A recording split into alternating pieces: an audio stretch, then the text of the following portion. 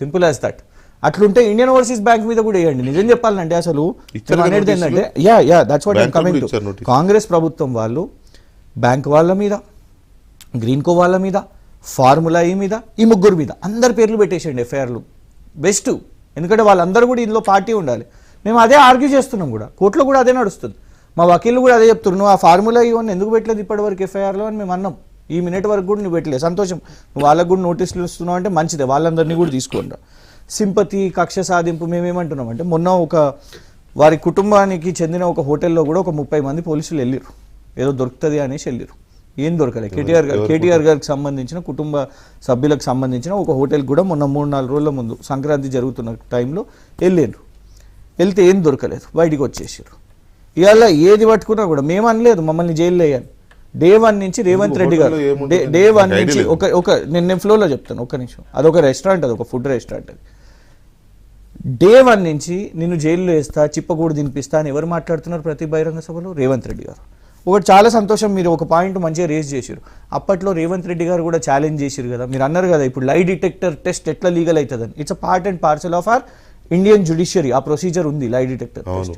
కానీ మీరు అంటున్న రెడ్ ఛాలెంజ్లు, వైట్ ఛాలెంజ్లు లేవు, అవి లేవు. కానీ ఆనాడు రేవంత్ రెడ్డి గారు క్వశ్చన్ చేశారు. నంబర్ 1 మీ అన్న పాయింట్లోనే ఇప్పుడు సోదరుడు ఇక్కడ అన్న పాయింటే, ఇవాళ కేటీఆర్ ఎందుకు వేస్తాడు, ఆయన సమానుడు కాదు కదా, ఇవాళ ఎలక్షన్ ఓడిపోయింది కాబట్టి ఆయన రేవంత్ రెడ్డికి సమానం కాదు కదా, నువ్వు ఎట్లేస్తావు నువ్వు అని. మరి ఆనాడు కూడా రేవంత్ రెడ్డి గారు మంత్రి సమానుడు కాదు కదా. మేము రిజెక్ట్ కూడా చేయలేము. మేమేమన్నాం, రాహుల్ గాంధీ గారిని తీసుకొని రా, మేము కూడా వస్తాం.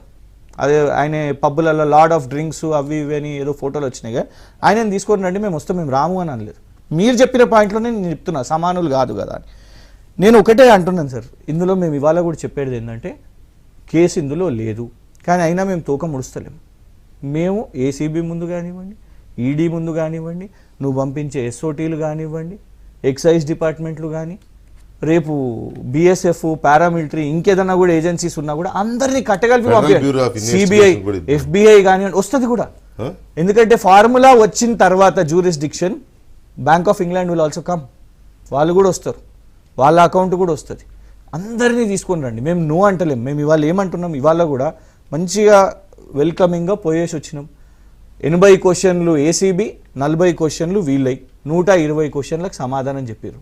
సో దానికంటే ముందే ఏదో అయిపోయింది కేటీఆర్ గారిగా భయపడిపోయినరు ఏమాత్రం కాదే. కానీ మా కన్సర్న్ ఏంటంటే, వీటి చుట్టూ ఈ లై డిటెక్టర్ టెస్ట్ మేము చెప్పడానికి ఒక కారణం ఏంటిది, వన్స్ ఫర్ ఆల్ ఇది ఖతం అయిపోతుంది కదా. అంటే ఇక్కడ పబ్లిక్ ఇష్యూస్, ఇప్పుడు రైతు భరోసా గురించి ఎవరు మాటలు లేవు, రుణమాఫీ మాటలు లేవు, కూల్చివేతల గురించి మాటలు లేవు. పాయింటే కానీ లై డిటెక్టర్ టెస్ట్ అనేవి చట్టం చేపిస్తుంది, జ్యుడిషియరీ సిస్టమ్ ఇండివిజువల్స్ కాదు.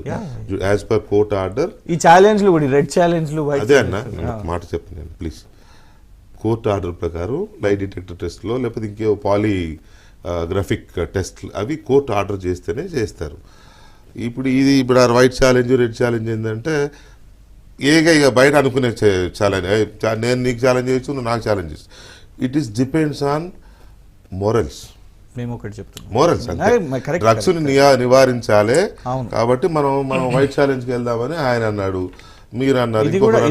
రాహుల్ గాంధీని తీసుకొచ్చారు దీంట్లోకి, రాహుల్ గాంధీ ఒప్పుకుంటే మేము రెడీ అన్నారు. ఎందుకంటే ఆయన రాడు, మనం వెళ్ళేది లేదు, మీరు అదొక సాగు పెట్టినారు. Right, anyway